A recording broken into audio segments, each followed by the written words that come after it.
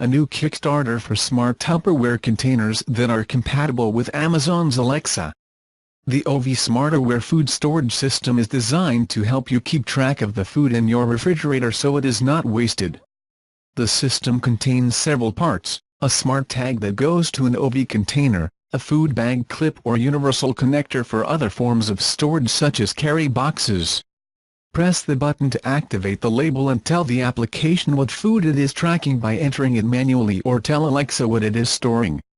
You also need a separate sensor that must be connected to a wall and connected to the internet so everyone can talk to each other. Ovie says he plans to launch the system with Google Home compatibility as well, and notes that the batteries in the SmartTag last 12 to 18 months. Using a database of food spoilage times, the company says it can let you know when your product or food is about to go bad.